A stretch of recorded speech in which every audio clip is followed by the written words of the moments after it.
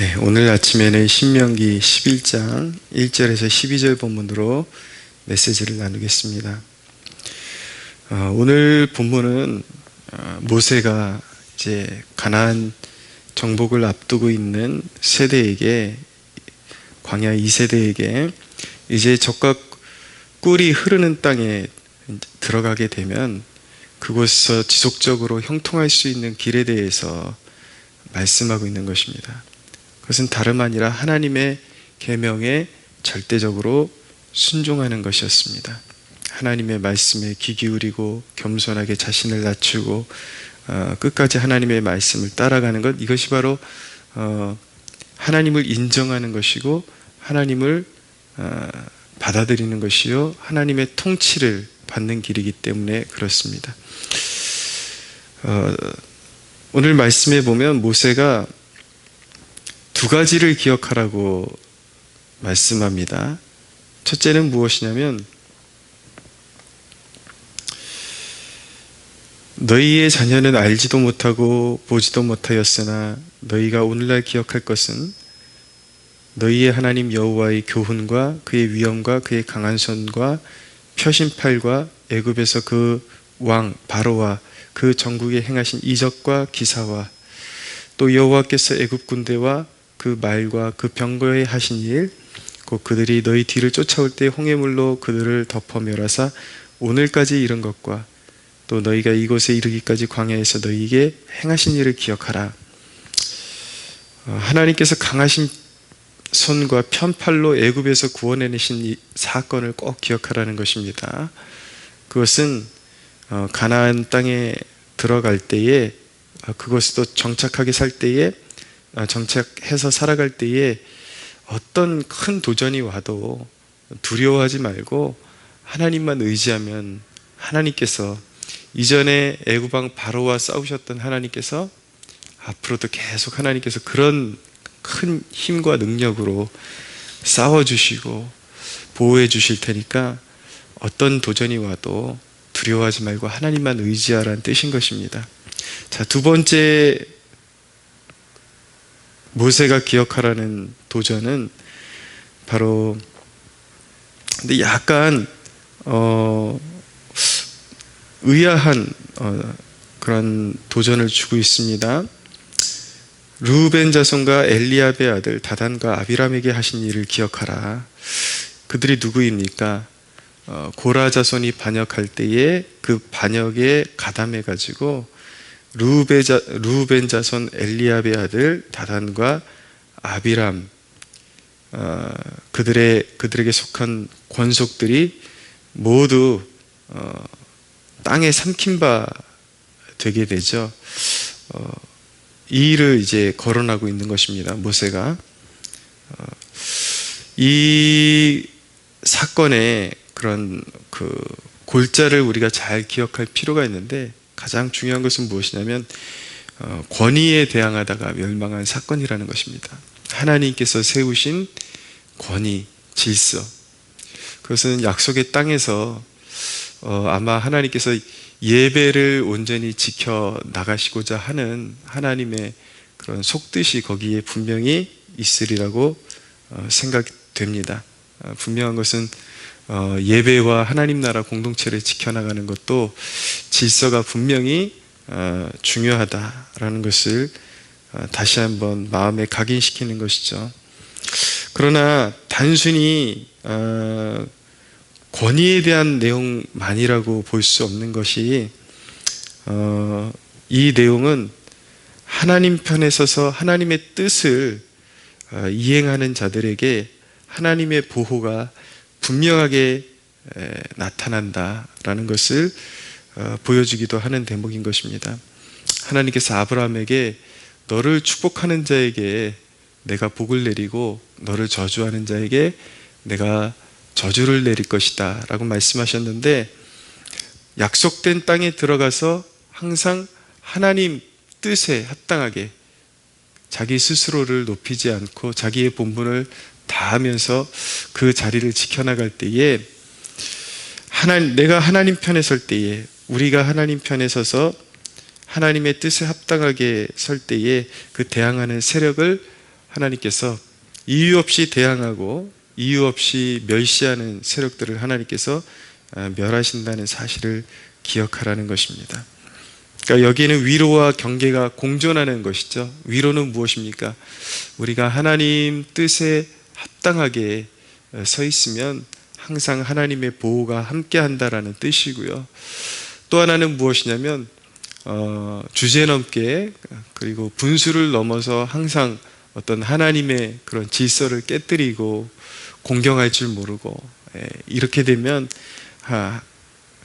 하나님의 그런 무서운 징계를 각오해야 한다라는 뜻이기 때문에 여기에는 항상 위로와 경계가 공존하는 그런 메시지라고 말씀드릴 수가 있겠습니다. 자, 이제 10절, 11절에 가면은 애굽과 가나안 생활의 차이점에 대해서 말씀을 하고 계십니다. 한번 읽어볼게요. 내가 들어가서 차지할 땅은 내가 나온 애굽 땅과 같지 아니하니 거기에는 너희가 파종한 후에 발로 물대기를 채소밭에 됨과 같이 하였거니와, 이렇게 말씀하고 11절에 너희가 건너가서 차지할 땅은 이제 대조를 이루고 있죠. 비교하고 있습니다. 산과 골짜기에 있어서 하늘에서 내리는 비를 흡수하는 땅이요 내 하나님 여호와께서 돌보아 주시는 땅이라. 연초부터 연말까지 내 하나님 여호와의 눈이 항상 그 위에 있느니라. 자, 애굽에서는 사람의 힘으로 물을 대야 하는 땅이었습니다.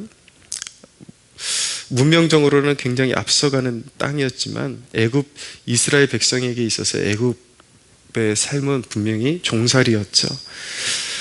거기서는 아무리 힘쓰고 애써도 거기서는 진정한 만족과 행복을 누릴 수 없는 땅이었습니다. 사람들은 행복을 갈구하는 마음으로 열심히 살아가죠.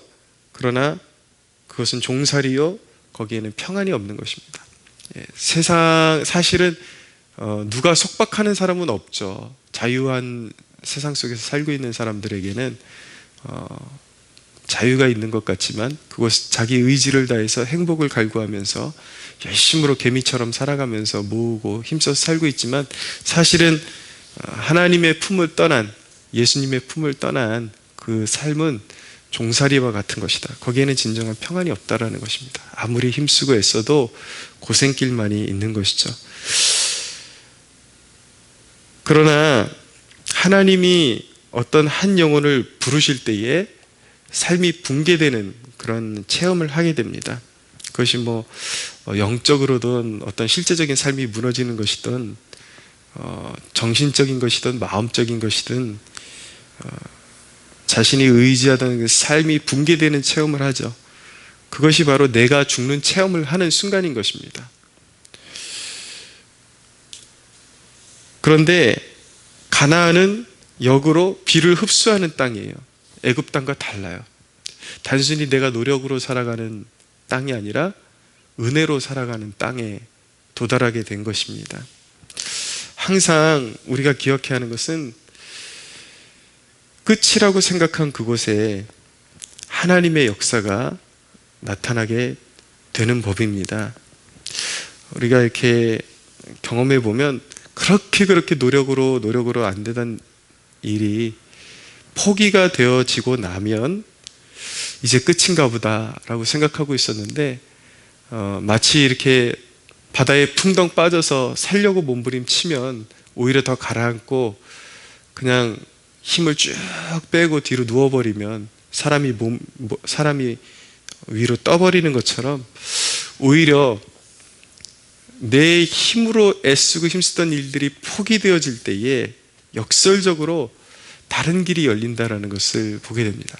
그러니까 우리가 삶을 결코 포기해서는 안 되는 이유가 무엇이냐면 그러한 하나님의 역사가 있기 때문에, 특별히 하나님께서 부르시는 백성들에게 하나님께서 구원 사건으로 보여주시는 일이 항상 내 것을 포기하게 만들고 하나님의 것을 부어주시는 사건을 경험하게 하심으로써 하나님을 인정하고 그 이후로부터는 종살이하는 삶이 아니요 하나님의 은혜로 살아가는 삶으로 하나님께서 불러주신다라는 것입니다. 개입하신다, 이것을 우리는 섭리라고 하죠. 이제 죽었다, 이제 다 끝났다, 망했다 라고 생각하는 순간, 내가 할 수 있는 일은 아무것도 없어 라고 생각하는 순간 하나님의 개입이 드러나게 되는 것입니다. 그래서 항상 그리스도인은 은혜로 사는 존재라는 것을 하나님께서 가르쳐 주시는 것이죠. 여기서 두 가지를 배우게 되는데, 하나는 무엇이냐면, 내 힘으로 하는 모든 일이 부정될 때에 아무것도 할 수 있는 일이 없다라고 생각되어질 때 두려워하지 말라는 것입니다. 특별히 우리가 믿음 안에서도 우리가 하나님의 그 개입, 하나님의 구원 역사를 우리의 삶 가운데서 체험시키실 때에 이런 일들이 일어나거든요. 그러니까 우리의 죽은 이후에 이루어지는 영의 구원 외에도 우리의 삶의 구원이라는 것이 있죠. 구원받은 자에게 주어지는 하나님의 그런 구원의 사건들이 계속해서 이루어지게 됩니다. 근데 하나님께서 어떤 일을 행하고자 하실 때, 우리의 삶에 어떤 변화를 주고자 하실 때에 하나님은 마치 우리가 죽은 자처럼 아무것도 할 수 없는 상태에 하나님께서는 끝까지 이 어떤 벼랑 끝까지 하나님께서는 몰아내십니다. 몰고 가시고 이제 거기서 믿음으로 이제 뛰어내리는 일 외에는 아무것도 할 수 없게끔 그렇게 하나님께서는 이제 강권적으로 몰아가시죠. 근데 거기서 믿음으로 이제 뛰어내리면 하나님께서 받아주시고 구원의 사건을 경험하게 되는 것입니다. 길을 완전히 새로운 길을 하나님께서 여시는 것을 경험하게 되는 것이죠. 그러니까 사랑하는 여러분, 주 안에는 모든 위기가 구원의 사건으로 연결되게 되어 있으니까 두려워하지 마시고 아무것도 할 수 없을 때 잠잠히 하나님을 바라보고 기다리십시오. 그분의 손길이 반드시 나타날 것입니다. 두 번째로 배우는 것은 무엇이냐면, 은혜로 산다라는 것은 결코 노력을 부정하는 것이 아닙니다.